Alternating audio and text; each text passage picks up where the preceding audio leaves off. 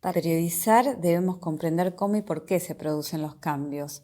Entonces vamos a trazar una línea temporal, un eje diacrónico, y hacer un corte sincrónico en ese eje y estudiar qué ocurre en la intersección. Veamos, si nosotros tenemos una línea de tiempo, una diacronía, vamos a ver solo en la diacronía lo que se sucede a través del tiempo, porque día significa a través y cronos tiempo, y refiere al desarrollo o a la evolución de los hechos a través del tiempo. Pero nosotros no podemos estudiar la historia del teatro como una sucesión de textos, una sucesión de puestas en escena, una sucesión de poéticas directoriales y actorales. Nosotros debemos hacer un corte sincrónico en esa sucesión, ¿sí? ¿Qué significa sincronía? Sin significa con, cronos tiempo. La sincronía refiere a las cosas que ocurren o se verifican al mismo tiempo.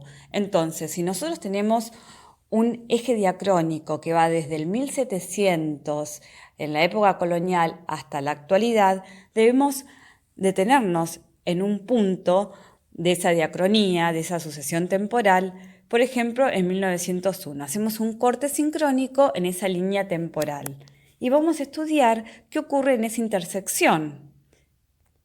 El modelo teatral concreto al que queremos llegar justamente estudia el cruce entre lo diacrónico y lo sincrónico. Es como si tomáramos una fotografía en el momento en que se entrecruzan el eje sincrónico y diacrónico en determinado año y hacemos un estudio del texto dramático, sus características, sus procedimientos y también del texto espectacular o puesta en escena. Estudiamos el campo intelectual de la época y su recepción. La diacronía es una serie de sincronías y para analizar los cambios teatrales y las retenciones también, tenemos que hacer varios cortes sincrónicos en ese eje diacrónico, hasta encontrar la producción de cambios que significan una dialéctica de las fases o versiones. Por ejemplo, una primera fase del sainete es el sainete como pura fiesta.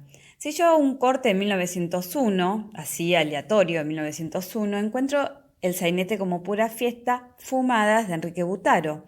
Si sigo haciendo cortes sincrónicos en ese eje diacrónico, veo que en 1906 se produjo un cambio y el sainete tiene otras características.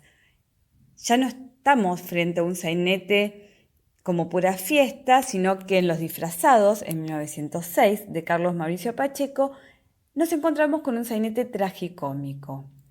Sigo realizando corte sincrónico en el eje diacrónico y veo otro cambio en 1923, cuando me encuentro con el grotesco criollo de Armando Discépolo, con el texto Mateo.